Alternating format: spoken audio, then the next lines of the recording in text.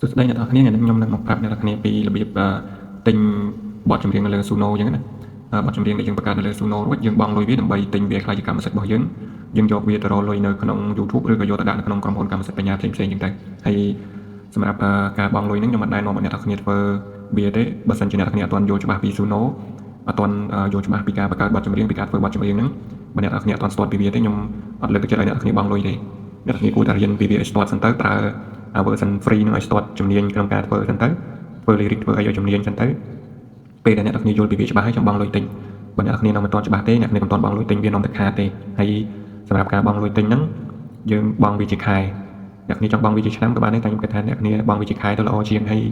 សម្រាប់ការបង់លុយហ្នឹងយើងទទួលបាន2500 credit ប៉ុន្តែក្នុងរយៈពេល1ខែវានឹងផុតកំណត់ដែរអញ្ចឹងទោះ credit នឹងនៅអ្នកនរគ្នាប្រើទៅក៏ប័ណ្ណហ្នឹងវាមិនមែនជាកម្មសិទ្ធិរបស់យើងដែរអញ្ចឹងក្នុងអំឡុងពេលឧទាហរណ៍ថ្ងៃទី1យើងបង់លុយថ្ងៃទី1រហូតដល់ថ្ងៃទី30បទចម្រៀងនៅក្នុងអំឡុងពេលហ្នឹងក្នុងអំឡុងពេល30ថ្ងៃហ្នឹងយើងប្រើការបានវាខ្លាយជាកម្មសិទ្ធិរបស់យើងអាចយកទៅរកលុយបានសម្រាប់បទដែលក្នុងអំឡុងពេល30ថ្ងៃហ្នឹងឧទាហរណ៍ថាអ្នកនរគ្នាបង្កើតបាន100ឬ200បទអ្នកនរគ្នាជប់បង់លុយតក៏បទហ្នឹងនៅតែជាកម្មសិទ្ធិរបស់យើងដែរឲ្យតែបទហ្នឹងអ្នកនរគ្នាបង្កើតនៅក្នុងអំឡុងពេលដែលយើងបង់លុយចន្លោះពេល30ថ្ងៃហ្នឹងអញ្ចឹងទោះអ្នកនរគ្នាដោនយកទៅទុកផុសពេលក្រោយក៏វានៅតែជាកម្មសិទ្ធិរបស់យើងដែរហើយសម្រាប់បទដែលបង្កើតមុនបង់លុយហើយបើយើងបង់លុយតាមក្រោយហើយយើងទៅដោនយកមកបទហ្នឹងវាអាចជាកម្មសិទ្ធិរបស់យើងទេហ្នឹងក៏ខ្ញុំធ្លាប់បញ្ជាក់នៅវីដេអូមុនដែរអ្នកនរអាចចូលមើលវីដេអូខ្ញុំមុនបានពាក់ព័ន្ធជាមួយនឹងកម្មសិទ្ធិរបស់យើងនៅពេលណាអញ្ចឹងណាហើយបើសិនជាអ្នកនរចង់ដឹងច្បាស់អ្នកនរចូលទៅមើលនៅវីដេអូរបស់ខ្ញុំមុនហើយឥឡូវកុំឲ្យខាតពេលយូរខ្ញុំនឹងនាំអ្នកនរទៅមើលពីរបៀបបង់លុយរបស់អ្នកខ្ញុំបង្ហាញដំបូងនៅលើទូរស័ព្ទ Android បន្ទាប់មកខ្ញុំបង្ហាញនៅលើទូរស័ព្ទ iPhone ហើយសម្រាប់នៅលើកុំព្យូទ័រខ្ញុំជឿជាក់ថាអ្នកនរគាត់ចេះហើយអ្នកនរមានកុំព្យូទ័រប្រើហើយអញ្ចឹងខ្ញុំអត់បង្ហាញទេហើយសម្រាប់នៅលើកុំព្យូទ័រវាស្តៀងនឹង Android ដែរទេអញ្ចឹងគឺខ្ញុំបង្ហាញតែទូរស័ព្ទមកទៅសម្រាប់អ្នកដែលគាត់ប្រើទូរស័ព្ទគាត់អត់ដឹងអញ្ចឹងណាអញ្ចឹងជាដំបូងយើងចូលមក Suno មក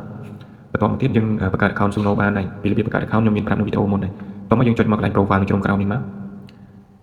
កយើងចុចមកកន្លែងហ្នឹងមកវានឹង load មកផ្ទាំងបែបនេះហើយអញ្ចឹងវា load មកផ្ទាំងបែបហ្នឹងអ្នកគ្នាមើលនៅ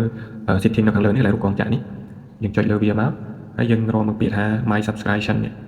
ះហើយបើខ្ញុំនិយាយអង់គ្លេសទៅយើងខុសអីអ្នកគ្នាមើលតាមហ្នឹងទៅហើយលោកខ្ញុំនិយាយទៅវាច្បាស់ហើយយើងចុចកន្លែង upgrade now នេះមកបន្ទាប់ពីយើងចុចចូលកន្លែងហ្នឹងហើយវានឹង load plan មកឲ្យយើងហើយអ្វីដែលអ្នកគ្នាត្រូវធ្វើបន្ទាប់ពីយើងចុចយក plan មួយខែនេះបើយើងយក plan មួយឆ្នាំគឺយើងត្រូវបង់លុយមួយឆ្នាំអញ្ចឹងវាច្រើនហើយអ្នកគ្នាចុចយក plan មួយខែនេះមកវា$9.99 សេនហើយយើងចុច continue មកអញ្ចឹងអ្នកគ្នារងចាំវាបន្តិចទៅវានឹង load ចូលផ្ទាំងមួយកន្លែងឲ្យយើង add visa card ហើយសម្រាប់ការទិញហ្នឹងគឺយើងត្រូវមាន visa card អញ្ចឹងណាខ្ញុំជឿជាក់ថាសម័យនេះអ្នកនរគ្នាប្រកាសជាមានកងប្រើគ្រប់គ្នាហើយព្រោះយើងត្រូវការយក visa card នេះមកទិញមិនយើងទិញងាយស្រួលអញ្ចឹងណាហើយសម្រាប់ visa card ហ្នឹងបើសិនជាកងអ្នកនរគ្នាបើកមកធនាគារអ្នកនរគ្នាបើកមកបើកដោយផ្ទាល់បើកនឹងទូរស័ព្ទបើកបែប digital ទេអត់មាន visa card ហ្នឹងទេអ្នកនរគ្នាចូលទៅបើកការសិបនិមិត្តទៅចូលទៅក្នុងធនាគាររបស់យើងហ្នឹងក្នុង app ធនាគារហ្នឹងវាមានកន្លែងឲ្យយើងចុចបើកការសិបនិមិត្តដែរហើយសម្រាប់ពីរបៀបបើកការសិបនិមិត្តហ្នឹងអ្នកនរគ្នាអាចទៅ research មើលនៅក្នុង YouTube បានមានបងផ្សេងៗគាត់បរៀនអញ្ចឹងណាហើយពេលដែលអ្នកគ្នាមានការហ្នឹងហើយយើងចូលមកកន្លែង add card នេះមកបន្ទាប់មកអ្នកគ្នាបញ្ចូលលេខកាតរបស់យើងមកខាងលើនេះគឺជាលេខកាតអញ្ចឹងលេខកាតរបស់អ្នកគ្នាលេខវែងច្រើនខ្ទង់ហ្នឹងលេខនៅលើកាតហ្នឹងពេលដែលអ្នកគ្នាបង្កើតកាតសិបនិមិត្តមកឬក៏កាតស្លឹកមកផ្ទាល់ហ្នឹងដែលធនាគារឲ្យមកយើងហ្នឹងវាមានអាកាតហ្នឹងហើយសម្រាប់ខ្ញុំណែនាំឲ្យអ្នកគ្នាប្រើកាតសិបនិមិត្តទៅព្រោះដោយសារអីកាតសិបនិមិត្តយើងស្រួលបើកវាប្រើឲ្យស្រួលបិទវាចោលវិញអញ្ចឹងណាអញ្ចឹងឧទាហរណ៍ថាយើងបើកកាតហ្នឹងមកភ្ជាប់មួយគណនីរបស់យើងហើយយើងទិញវាហើយបង់លុយវាហើយយើងចុចបង្កប់ចុចបិទកាតនឹងចោលទៅយើងបាច់បើកវាចោលទេដោយសារអីកុំឲ្យវាមានការប៉ះពាល់មួយលុយរបស់យើងក្នុងគណនីយើងអញ្ចឹងណាហើយ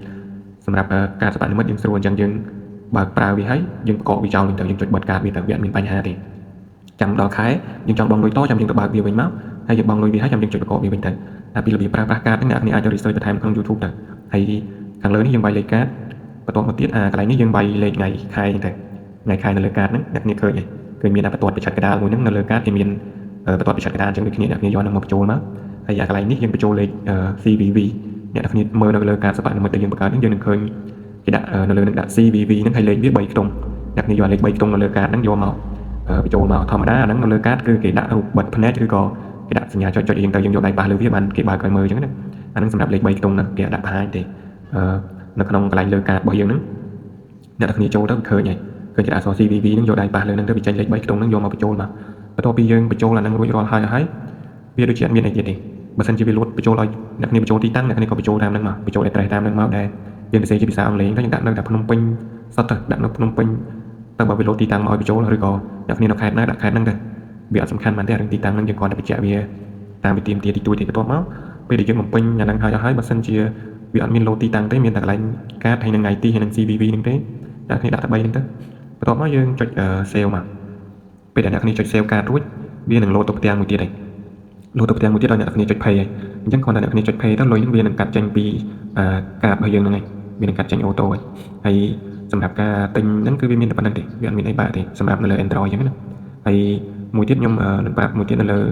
ការទិញតាម iPhone ម្ដងអញ្ចឹងសម្រាប់ការទិញនៅតាម iPhone ក៏យើងប្រើ Visa Card អញ្ចឹងដូចគ្នាដែរ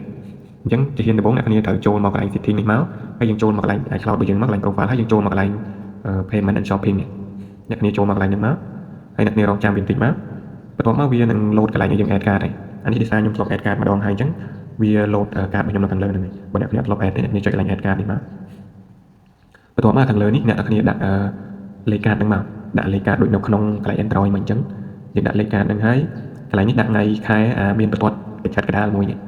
អ្នកគ្នាចូលមើលកន្លែងក្នុងកាតហ្នឹងទៅវាមានបន្ទាត់បិទនៅកដាលមួយហ្នឹងហើយមានលេខសងខាង2ខ្ទង់ហ្នឹងអ្នកគ្នាដាក់វាបញ្ចូលមកបន្ទាប់មកកន្លែង CVV នេះដាក់លេខ3ខ្ទង់ដែលខ្ញុំប្រាប់មុនហ្នឹងដូចនៅក្នុង Android ហ្នឹងមកអ្នកគ្នាបញ្ចូលមក CVV ហ្នឹងលេខវាមានតែ3ខ្ទង់ទេអ្នកគ្នាចូលទៅមើលលើកាតទៅឃើញគេដាក់ CVV នៅលើហ្នឹងអ្នកគ្នាយកដៃប៉ះវាទៅវាបង្ហាញបន្ទាប់មកទៀតបើសិនជាអ្នកគ្នាដែលទិញសោះទេដែលភ្ជាប់កាតសោះទេវានឹង load ឲ្យយើងបំពេញទីតាំងចាអញ្ចឹងខាងលើនេះអ្នកគ្នាដាក់ឈ្មោះកាតរបស់យើងមកកាតរបស់យើងឈ្មោះអីហើយបន្ទាប់មកយើងបំពេញទីតាំងមកសម្រាប់លេខផ្លូវនេះអ្នកគ្នាចេះដាក់ទៅដាក់មិនក៏បានហើយសម្រាប់ទីតាំងនេះក៏ចឹងដែរអ្នកគ្នាដាក់តាទីតាំងនៅក្នុងស្រុកខ្មែរកន្លែងណាមួយក៏បានដែរសម្រាប់ postal code នេះអ្នកគ្នាដាក់ដូចខ្ញុំអញ្ចឹងក៏បានដែរអញ្ចឹងអ្នកគ្នាដាក់តែប៉ុណ្្នឹងទៅហើយយើងចុចដានវាមកបន្ទាប់មកវានឹងបានហើយពេលអ្នកចុចដានវានឹងបានតម្រងអញ្ចឹងមួយបន្ទាប់មកពេលដែលបានអញ្ចឹងអ្នកគ្នាចូលមកក្នុងSuno មកអញ្ចឹងអ្នកគ្នាចូលក្នុង Suno មកយើងចុចមកកន្លែង profile ចុងក្រោមនេះមកហើយយើងចុចមកកន្លែងកងចាក់នៅជ្រុងខាងលើនេះមកហើយយើងចុចមកកន្លែង my subscribe ដូចគ្នាមកបន្ទាប់មកទៀតយើងចុចរើសយកកន្លែងមួយខែមកអ្នកគ្នាកុំភ្លេចកន្លែងហ្នឹងយើងយកកន្លែងមួយខែទៅមកហើយវានឹងឃើញចំនួនលុយ$10នៅកន្លែងនេះហើយអ្នកគ្នា scroll មកលើមកយើងចុច continue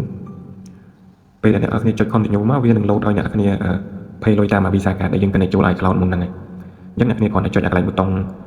ចាក់សោនេះប៊ូតុងចាក់សោ2ដងដល់មួយคลิกហ្នឹងយើងចុច2ដងជាប់គ្នាផាច់មកអញ្ចឹងវានឹង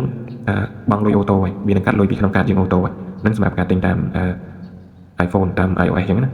អញ្ចឹងអ្នកគ្នាអាចមើលតាមវីដេអូនឹងមួយទៅអានេះខ្ញុំអត់តន់ទិញទេដោយសារខ្ញុំទិញវាហើយអញ្ចឹងពេលដែលអ្នកគ្នាចូលមកកន្លែងហ្នឹង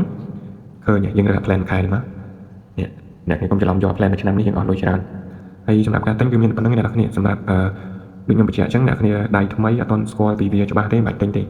ចាំអ្នកគ្នា start ជំនាញក្នុងការ generate បទចម្រៀងឬក៏ start ជំនាញក្នុងការយក lyric យកអីមកចាំទិញចាំអាហ្នឹងបានវាចំណេញបើសិនជាអ្នកគ្នានៅសពេចសពិលជាមួយនឹងការបង្កើតវានឹងឡើយទេជាមួយនឹង Suno អ្នកគ្នាអត់ទាន់យល់ពីវាច្បាស់ទេមិនទាន់ទិញទេយើងប្រើ version free ទៅហើយសម្រាប់វីដេអូហ្នឹងមានប៉ុណ្្នឹងអ្នកគ្នាបើសិនជាអ្នកគ្នាមើលទៅមានកន្លែងណាតាមមិនទាន់ឬក៏អត់យល់អ្នកគ្នាអាច comment សួរខ្ញុំនៅខាងក្រោមបានអញ្ចឹងណាបាយបាយ